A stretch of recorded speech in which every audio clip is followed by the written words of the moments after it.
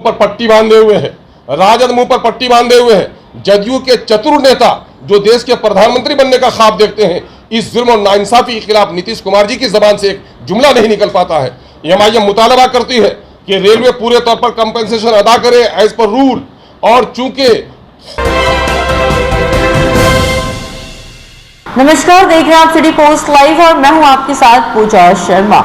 AIMIM के प्रदेश अध्यक्ष अख्तरुल इमाम ने महागठबंधन सरकार पर निशाना साधा है, खास करके बिहार के मुख्यमंत्री नीतीश कुमार पर।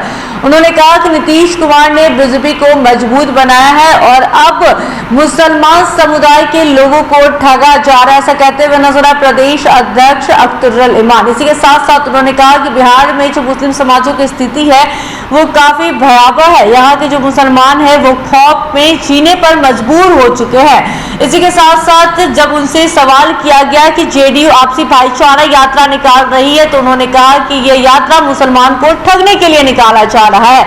मुस्लिम समुदाय के लोगों को बिहार के मुख्यमंत्री नीतीश कुमार द्वारा ठगा जा रहा है। इसी के साथ साथ क्या कुछ कहते हुए नजर आ रहा है, पहले आपको हम वो सुनाते हैं कि वर्दी का काम जान माल इज्जत की तहफुज है, लेकिन जिस तरह से वहाँ पर बम्बई से जयपुर जाने वाली ट्रेन में वो पालघर के नज़दीक में वो जो चेतन कुमार ने, जो आरपीएफ का नौजवान है, उसने एक दलित पुलिस ऑफिसर को भी अपनी गोली का निशाना बनाया और चुन चुन कर अलग अलग कंपार्टमेंट में जाकर मुस्लिम चेहरे को देखकर 3 मुसलमानों के सीने पर उसने गोली चलाई।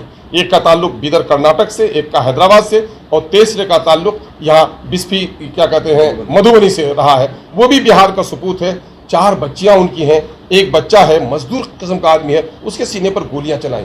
इसके माने मरकजी सरकार जो है इस वक्त ये चाहती है कि 2024 को सामने में रखकर मुल्क में ऐसी कसीदगी, ऐसा सांप्रदायिक तनाव बन जाए कि उस सांप्रदायिकता के तनाव में उनकी सियासी रोटी सेकी जाए। मुझे तो हैरत ये है कि जो भाजपा के खिलाफ जिन लोगों ने गठबंधन बनाया है, इंडिया जिन लोगों ने तश्कील दी है जिस गठबंधन ने, उस गठबंधन के नाक तले या दरभंगा के कमतौल में वो जो मालपट्टी है, मालपट्टी में एक मुर्दे को जलाने की बात आई। जमीन झगड़ालू है, मुतनाज़ा है, कोर्ट में उसका डिसीजन होना है। एडमिनिस्ट्रेशन को खुद चाहिए था कि उस मुतनाज़ा जमीन पे विवादित भूमि पर किसी की लाश नहीं जलाई जाए।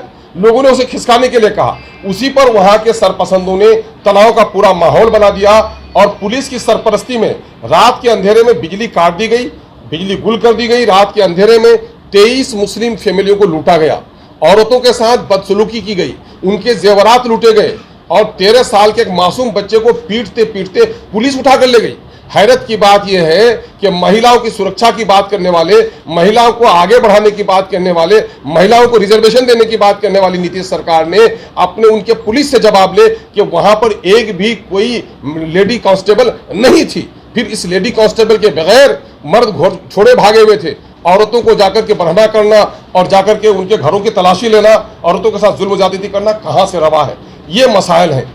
तीसरा एक चौथा मसला एक वो है, बिहार का दूसरा मसला वो ये है कि बिहार की सरकार ये कहती है कि मैंने बिजली और सड़क घर घर पहुंचा दिया, पानी घर घर पहुंचा दिया। एमआईएम दावा करती है कि आज भी 1/3 आबादी के घर तक सड़क नहीं पहुंच पाई है, आधी आबादी के घर तक पानी नहीं पहुंच पाया है और आधी आबादी आज भी बिजली से तरस है। सीमांचल के इलाके में 2-3 घंटा से ज्यादा बिजली नहीं मिल पाती। आप बिजली के लिए वहां कटिहार जिला के बारसोई में जनप्रतिनिधि पंचायत के नुमाइंदगान आते हैं कि हमें बिजली दो, और बिजली के नाम पर उनको गोली का शिकार किया जाता है। और शर्म की बात है यह है कि बिजली मंत्री जो बिजली देने में सक्षम नहीं है, जो दौरा नहीं करते हैं क्षेत्र का, वो ये कहते हैं इस तरह लोग उग्र भीड़ लेकर आएंगे तो उनके सीने पर गोली चलेगी।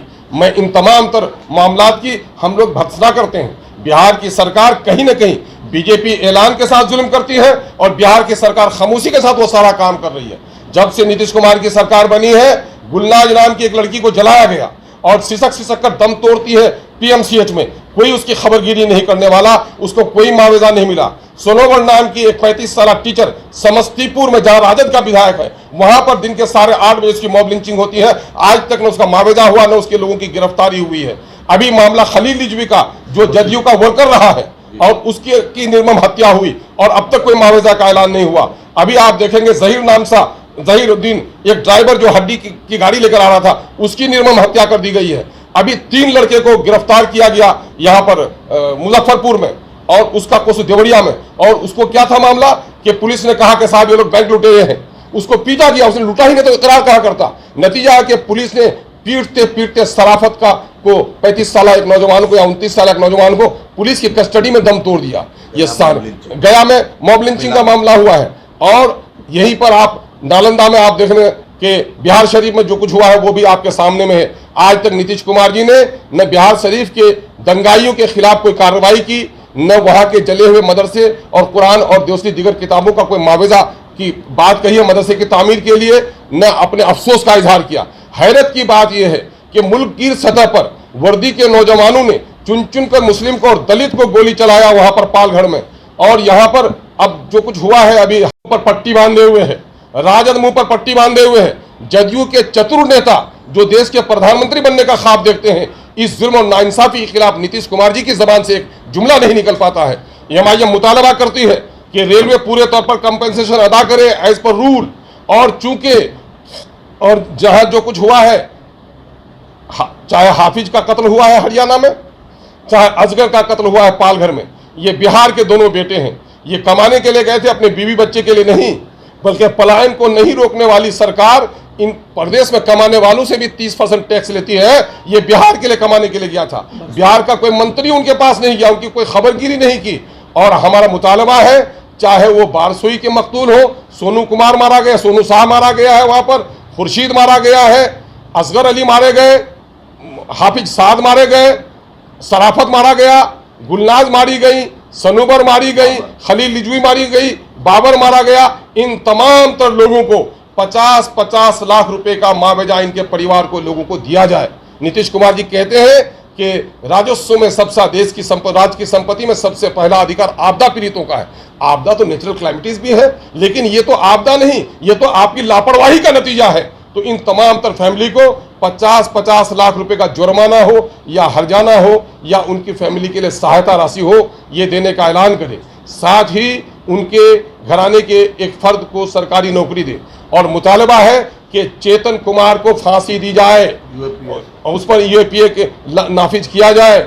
और जिन पुलिस के अहलकारों ने इंटेलिजेंस की खबर के बावजूद भी हरियाणा में इस दंगा को रोकने में विफल हुई, पुलिस पहरे कर रही है मस्जिद के दरवाजे पर और हाफिज साद की निर्मम हत्या हो जाती है, ऐसे पुलिस के अहलकारों पर सोनू और कुमार और खुर्शीद मारा जाता है पुलिस की गोली से, पुलिस के डंडे से मारा जाता है सराफत, पुलिस की लापरवाही से जुर्म होता है कमतौल में दरभंगा में। इन तमाम तर पुलिस के लोगों पर 302 का मुकदमा चलाया जाए। और सुन रहे थे आप एआईएमआईएम के प्रदेश अध्यक्ष अख्तरुल इमान को साफ तौर पर ये कहते हुए नजर आए हैं कि बिहार में मुस्लिम समुदाय के लोग को ठगा जा रहा है बिहार के मुख्यमंत्री नीतीश कुमार के द्वारा। वहीं आपसी भाईचारा यात्रा पर भी उन्होंने कहा कि ये मुस्लिम लोगों को ठगने का यात्रा निकाला जा रहा है। बिहार में भी ऐसी जो स्थिति है, वैसी स्थिति में खौफ में जीने पर मजबूर हो गया है मुस्लिम परिवार, ये कहते हुए नजर आ रहे थे। इसी के साथ साथ उन्होंने कहा कि नीतीश कुमार जो है वो आज भी बीजेपी के साथ अपनी दोस्ती बरकरार रखे हुए हैं। आगे और क्या कुछ कहते हुए नजर आ रहे थे सुना आपने। तो फिलहाल के इस खबर में बस इतना ही। तमाम छोटी बड़ी जानकारी के लिए बने रहे सिटी पोस्ट लाइव के साथ। इस वीडियो को लाइक करें, शेयर करें और चैनल को सब्सक्राइब करना ना भूलें। धन्यवाद।